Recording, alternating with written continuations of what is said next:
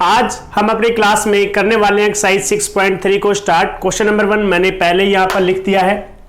बहुत ही सिंपल आपका क्वेश्चन रहने वाला है। देखो यहां पे क्या लिखा हुआ है, in the given figure side Q P is and P और R Q is produce to point S and T respectively. उसके बाद दो एंगल्स की वैल्यू दी है एस पी आर और उसके बाद पी क्यू टी उसकी वैल्यू कितनी है 110 डिग्री। फाइंड आउट क्या करना है, P R Q this one angle. बहुत आसान है इस एंगल को फाइंड आउट करना। वो कैसे, बिकॉज आप क्या करोगे, यहां पर दो वैल्यूज फाइंड आउट कर लो। एक एंगल नंबर 1 या फाइंड आउट कर लो बाय लीनियर पेयर और दूसरा एंगल नंबर 2 भी फाइंड आउट कर लो बाय लीनियर पेयर। फिर हमें पता है एंगल सम प्रॉपर्टी होती है, angle sum property of a triangle in which all three अगर एंगल्स का सम करें तो आंसर कितना होगा 180 डिग्री। बहुत ही सिंपल आपका क्वेश्चन है, ठीक है। थोड़ा सा स्पीड में इसलिए बता रहा हूं क्योंकि क्वेश्चन ज्यादा आसान है और सारी कंसेप्ट पहले से आपको पता है, तो उसमें कोई आपको प्रॉब्लम नहीं आएगी स्पीड को मैचअप करने में। चलो स्टार्ट करते हैं। यहां पर लिखेंगे given in triangle P Q R angle S P R is equal to 135 degree and angle P Q T is equal to 110 degree. Also angle S P R plus angle S P R के साथ कौन सा angle है, S P R के साथ ये हो जाएगा आपका R P Q, angle number जो 1 दिखाया मैंने, R P Q is equal to 180 degree. Reason क्या रहेगा आपका, लीनियर पेयर। ओके, उसके बाद एस पी आर की वैल्यू रख दो, कितनी है 135 डिग्री, पुट कर दिया हमने। R P Q is equal to 180 degree. अब इसके साथ क्या करोगे, ट्रांसपोज, तो आर पी की वैल्यू कितनी आएगी, R P Q is equal to 180 degree minus 135 degree. The answer is 45 degree, angle R P Q. उसके बाद इसी तरीके से ये वाला एंगल फाइंड आउट कर लो, एंगल नंबर 2, इसका नाम रख दो आर क्यू पी या फिर पी क्यू आर, दोनों में से आपकी मर्जी है। लिख दो also angle P Q R plus उसके साथ कौन सा बन रहा है लीनियर पेयर में, पी क्यू टी, यानी कि ये वाला एंगल, ठीक है। Angle P Q T is equal to 180 degree, दोनों का sum 180 degree. Reason linear pair, simple. So यहां से एंगल पी क्यू आर की वैल्यू कितनी आएगी, तो कोई बात नहीं, यहां से इसकी वैल्यू रख दो पहले। तो पी क्यू टी की वैल्यू है 110 degree which is equal to 180 degree. अब 110 को क्या करोगे, ट्रांसपोज करोगे। So P Q R is equal to 180 degree minus 110 degree which is equal to 70 degree. दो एंगल्स की वैल्यू आ चुकी है, थर्ड की आपको फाइंड आउट करनी है। तो यहां लिखो here angle P Q R plus angle Q R P या फिर पी आर क्यू लिख देते हैं, पी आर क्यू, बिकॉज ये हमें क्वेश्चन में गिवन है। और एक ये वाला जो मैंने अभी यहां पे फाइंड आउट किया था जिसकी वैल्यू 45 डिग्री आई थी, आर पी क्यू और उसकी वैल्यू कितने आ जाएगी 180 डिग्री। रीजन क्या होगा, angle sum property of triangle, क्योंकि जो एंगल होते हैं हमारे ट्रायंगल के 3 एंगल होते हैं और अगर मैं तीनों का सम निकालूं तो उसका सम कितना होगा 180 डिग्री होगा, ठीक है। अब यहां पे इसके साथ होगा क्या, पी क्यू आर की वैल्यू 70 डिग्री, इसकी वैल्यू हमें फाइंड आउट करनी है, पी आर क्यू और इसकी वैल्यू हम 45 डिग्री फाइंड आउट कर चुके हैं, which is equal to 180 degree. 70 और 45 दोनों कितने बनेंगे? 115। ओके, तो यहां पे लिखा जाएगा 115 degree plus angle P R Q is equal to 180 degree. इसको क्या करेंगे? ट्रांसपोज।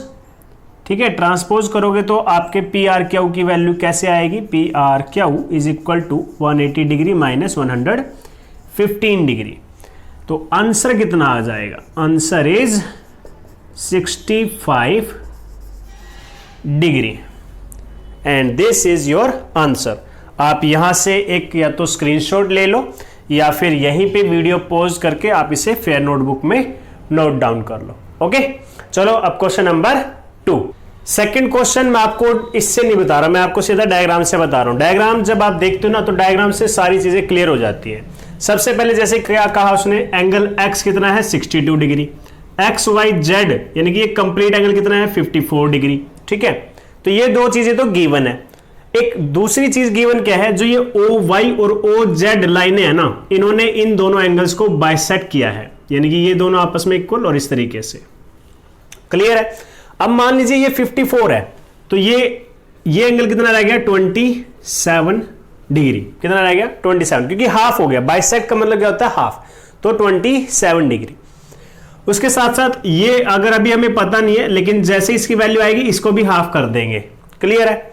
अब आपसे पूछा क्या है? दो एंगल्स पूछे गए हैं, एक तो O Z Y, O Z Y यानी कि ये वाला एंगल पूछा है। ठीक है, चलो रेड वाले से थोड़ा सा बना देता हूं तो आपको आसान हो जाएगा। एक तो ये पूछा है ओ जेड वाई और दूसरा पूछा है Y O Z, this that means this one. ये दोनों ही एंगल निकालने बहुत ज्यादा इजी है। कैसे? तो सबसे पहले सॉल्यूशन में क्या लिखोगे? गिवन लिखोगे। गिवन क्या लिखोगे? In triangle X Y Z we have angle x is equal to 62 degree and angle XYZ is equal to 54 degree. Also OY and OZ bisect angle. कौन सा एंगल बाइसेक्ट किया इन्होंने? XYZ and XZY respectively. ठीक है, clear है इतना? तो अब देखो मुझे क्या चाहिए? सबसे पहले Z चाहिए। ठीक है, देखो एक ट्रायंगल दिया, X और Y एंगल तो मेरे पास है 62 और 54, Z निकाल लेता हूं। ठीक है, तो सबसे पहले क्या करेंगे? Here in triangle XYZ angle X plus angle XYZ plus angle XZY is equal to 180 degree. Answer क्या आ जाएगा? इसका रीजन क्या आएगा? रीजन आएगा क्या रीजन आएगा बताओ? वेरी गुड, लिखोगे angle sum property. Angle sum property of triangle. Clear है? अब x की वैल्यू और XYZ की वैल्यू है आपके पास 62 plus 54 plus XZY is equal to 180 degree. Clear हो गया इतना? तो अब XZY के लिए आप क्या करोगे? इन दोनों का सम क्या कर दोगे? ट्रांसपोज कर दोगे। 62 प्लस 54 96 डिग्री। तो XZY की वैल्यू कितनी आ गई? 180 डिग्री माइनस 96 नहीं सॉरी, कितना आएगा? 116 डिग्री। ठीक है, 6 प्लस 5 11 और 4 प्लस 2 6। तो आंसर कितना आ जाएगा? XZY की वैल्यू आ जाएगी आपकी यहां से 64 डिग्री। 64 डिग्री किसकी वैल्यू आई है? XZY की। अब आपको दो चीजें फाइंड आउट करनी थी। कौन कौन सी? पहले तो OZY। ये OZY जो है आपके Z का हाफ है। ठीक है, क्योंकि यहां पे बताया है तो यहां लिखो बिकॉज OZ बाइसेक्ट। OZ ने क्या किया था? बाइसेक्ट किया था एंगल XZY को, angle XZY। So angle OZY is equal to half of angle X Z Y. Clear है इतना? अभी बताया मैंने डायग्राम में, बस यहाँ पे लिख रहा हूं। तो एंगल ओ जेड वाई की वैल्यू बताओ कितनी आएगी? हाफ ऑफ द 64 डिग्री, तो कैंसिल करोगे तो कितना आ जाएगा? 32 डिग्री। क्लियर है?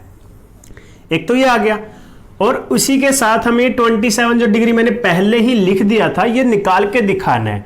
यहां लिखो also O Y bisect, O Y bisect angle X Y Z, therefore क्या आ जाएगा? O Y Z, angle O Y Z is equal to half of angle X Y Z. आसान क्वेश्चंस हैं, एक बार दोबारा देख लेना अगर कहीं पे भी प्रॉब्लम आ रही है, अदरवाइज ये क्वेश्चन आपको समझ आ रहे होंगे जहां तक मुझे लगता है। तो एंगल ओ वाई जेड की वैल्यू बताओ कितनी आएगी? Half of 54 degree which is equal to 27 degree.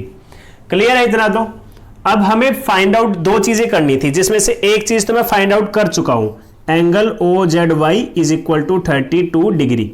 ये तो हमारा फर्स्ट आंसर आ चुका है, और दूसरा आंसर मुझे क्या चाहिए? Y O Z. अब वाई ओ जेड के लिए क्या करूंगा? ओ वाई जेड ये वाला ट्रायंगल ले लूंगा, छोटे वाला, जिसमें से मुझे अब दो वैल्यू मिल चुकी है, एक 27 और एक 32।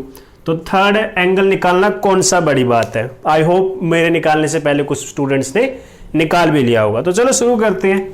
तो यहां लिखेंगे इन ट्रायंगल, कौन सा ट्रायंगल है? O Y Z, angle O Y Z plus angle O Z Y plus angle Y O Z, जो क्वेश्चन में दिया है वही लिख लेते हैं, ठीक है, इज इक्वल टू 180 डिग्री। और आंसर क्या आ जाएगा? Angle sum property of a triangle. तो ओ वाई जेड कितना बनेगा आपका? ओ वाई जेड कहां गया भाई? अभी अपने फाइंड आउट किया था, ये रहा 27 डिग्री, और ओ जेड वाई ये रहा 32 डिग्री, ठीक है, और प्लस में Y O Z as it is रहने दो, इज इक्वल टू 180 डिग्री। अब ये दोनों का सम क्या होगा?